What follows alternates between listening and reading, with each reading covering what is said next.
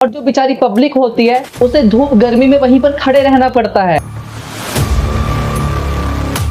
पर उसी समय एक एम्बुलेंस को भी जाना था, इसलिए एम्बुलेंस को राइट वाली लेन से जाना पड़ता है जहां पर पहले से ही बहुत ज्यादा ट्रैफिक था। यानी कि अब किसी भी इंसान की जान की कीमत किसी सीएम के काफिले से नीचे आ चुकी है। वीआईपी कल्चर सिर्फ रोड तक सीमित नहीं है, ये हिंदुओं के पवित्र स्थान मंदिरों तक पहुंच चुका है।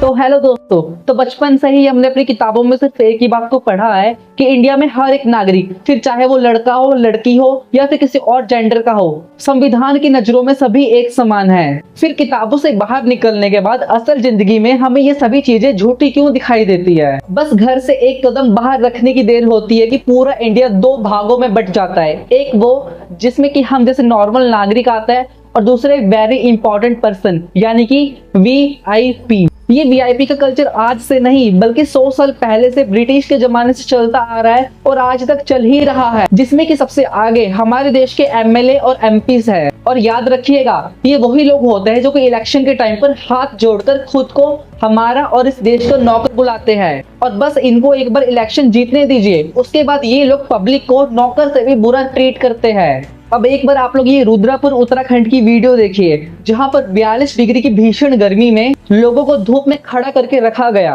और यहाँ तक कि एक एम्बुलेंस को इमरजेंसी में जाना था उसको तक जाने नहीं दिया गया। और ये सब किस लिए? क्योंकि यहाँ से अभी एक वीआईपी का कॉन्वॉय जाने वाला है। अब एक बार आप लोग इस वीडियो को भी देखिए। मुझे तो यार एक बात समझ नहीं आती कि अगर कोई वीआईपी है तो उसके लिए पब्लिक को क्यों रोका जाता है? क्या सिर्फ वीआईपी का टाइम इंपॉर्टेंट है, पब्लिक का टाइम इंपॉर्टेंट नहीं है? वीआईपी तो अपना मस्त ढेर सारी गाड़ियों को कॉन्वॉय में एसी में बैठ के निकल जाता है और जो बेचारी पब्लिक होती है उसे धूप गर्मी में वहीं पर खड़े रहना पड़ता है। और इस वीडियो में भी वही होता है। आखिर में पब्लिक का गुस्सा पूरा फूट जाता है और वो लोग बिना पुलिस की एक भी सुने वहां से चले जाते हैं। एक बात तो मेरे को हमेशा समझ नहीं आती कि ये जितने भी एमएलए, एमपीस और वीआईपी लोग हैं, ये लोग इतनी जल्दी में जाते कहाँ हैं कि जिसके लिए पब्लिक को 2-2 घंटे पहले से एक जगह खड़ा कर दिया जाता है, क्योंकि इनका एक भी काम हमें होते हुए नहीं दिखाई देता और इनके लिए पब्लिक को 2-2 घंटे पहले खड़ा कर दिया जाता है। फिर चाहे 45 डिग्री की धूप हो या फिर बारिश हो, उन्हें वहां से हिलने नहीं दिया जाता। अरे यार, कम से कम एक एम्बुलेंस को तो जाने दो। अब दोस्तों, हो सकता है कि ये वाली वीडियो देखकर आपको बहुत ज्यादा गुस्सा आए, तो हर बार की तरह यहाँ पर भी पूरे ट्रैफिक को पीछे ही रोक दिया गया है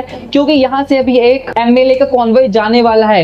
पर लेकिन एमएलए के कॉन्वॉय को बीच रास्ते में रोककर एमएलए को फूल मालाएं पहनाई जाती है और बेचारी पब्लिक वहां पीछे खड़ी देखती रह जाती है। और अगर फिर भी पीछे खड़ी पब्लिक में से एक भी बंदे ने कॉन्वॉय को क्रॉस करके जाने की कोशिश की तो उसका चालान काट दिया जाएगा या फिर उसके ऊपर एफआईआर दर्ज करवा के उसको जेल में पटक दिया जाएगा। आपको कभी कभी लगता नहीं क्या कि हम लोग सच में डेमोक्रेसी में जी रहे हैं? अगर आप लोग रोड से जा रहे हो और गलती से भी अगर आपने हेलमेट नहीं पहना या फिर आप अपना लाइसेंस घर भी भूल गए तो आपको 2000 से 5000 रुपए का चालान पकड़ा दिया जाता है। पर अगर उसी रास्ते से किसी सीएम का कॉन्वॉय जाना हो तो डबल लेन को भी सिंगल लेन में कन्वर्ट कर दिया जाता है और इसके अलावा सभी एमएलए एमपीस के लिए सारे टोल फ्री कर दिए जाते हैं। आखिरकार हमारे भारत में इतना ज्यादा भेदभाव क्यों है? जो इंसान पूरा दिन मेहनत करके 2 वक्त की रोटी के लिए पैसे जोड़ता है, क्या ये सारे रूल रेगुलेशन सिर्फ उसके लिए है, पॉलिटिशियंस के लिए नहीं? इस वीडियो में भी एक सीएम के काफिले को लेफ्ट लेन से जाना था, इसलिए पूरी रोड को ब्लॉक कर दिया जाता है। पर उसी समय एक एम्बुलेंस को भी जाना था, इसलिए एम्बुलेंस को राइट वाली लेन से जाना पड़ता है जहां पर पहले से ही बहुत ज्यादा ट्रैफिक था। यानी कि अब किसी भी इंसान की जान की कीमत किसी सीएम के काफिले से नीचे आ चुकी है। भारत में कोई सीएम हो या फिर छोटा मोटा एमएलए ही क्यों ना हो, कोई भी खुद को किसी से कम ही नहीं समझता।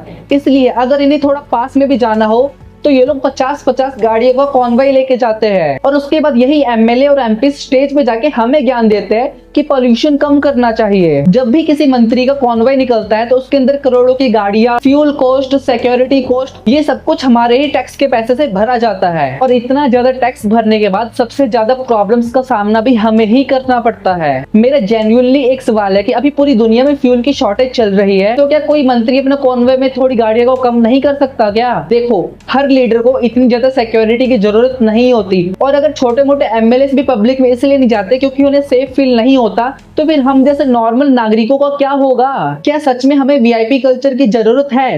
देखो, सिक्योरिटी और प्रोटोकॉल एक अलग चीज है, पर लेकिन क्या हर जगह मंत्रियों को इतना ज्यादा स्पेशल ट्रीटमेंट मिलना चाहिए? वीआईपी कल्चर सिर्फ रोड तक सीमित नहीं है, ये हिंदुओं के पवित्र स्थान मंदिरों तक पहुंच चुका है। कम से कम भगवान के सामने तो सबको एक समान रखना चाहिए, लेकिन नहीं, एक आम आदमी लंबी लंबी मंदिरों की लाइनों में घंटों तक खड़ा रहता है और उसके बाद एक वीआईपी अपनी गाड़ी से आता है जो कि 2 मिनट के अंदर अच्छे से दर्शन करके चला भी जाता है। अब आप लोग एक बार इस वीडियो को देखो। स्टार्टिंग में ये वाली वीडियो काफी स्वीट सी लगती है, जहां पर फैमिलीज अपनी फोटोज ले रही है भगवान के साथ, पर अगर आप लोग दूसरी तरफ देखते हो तो वहां पर भक्तों की लंबी लंबी लाइनें लगी हुई है और उन्हें जानवरों से भी बदतर ट्रीट किया जा रहा है। वो बेचारे असली भक्त भगवान की प्रतिमा को देख भी नहीं पा रहे कि उनको हटा दिया जा रहा है। अरे कम से कम भगवान के मंदिरों को तो छोड़ दो यार, भगवान के नाम पर धर्म को ही धंधा बना दिया। उसके बाद यही लोग सबसे ज्यादा रिलीजियस होने का ढोंग करेंगे। इसके बाद आरती में वीआईपी कल्चर, रिलीजियस फेस्टिवल में वीआईपी कल्चर, सरकारी ऑफिसेज की इतनी लंबी लंबी लाइनें, अगर आपको सिर्फ अपना आधार कार्ड भी सही करवाना है तो उसके लिए भी लंबी लंबी लाइनें, फिर उसके बाद हॉस्पिटल की लाइन, टिकट बुक करवाने जाओ वहां पे लाइन।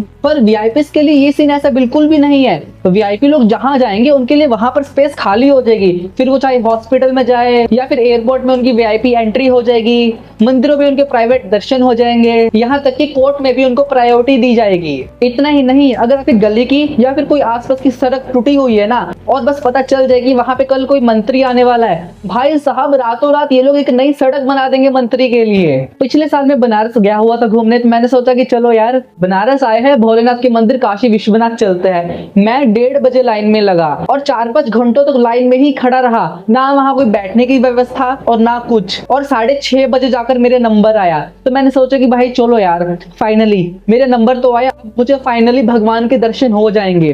पर जैसे ही मैं दर्शन वाले रूम के अंदर गया, मुझे 1 सेकंड से पहले वहां से हटा दिया गया। मैं भगवान की प्रतिमा को देख भी नहीं पाया और दूसरी तरफ जो वीआईपी लोग हैं उनको अच्छे से दर्शन करवाए जा रहे थे।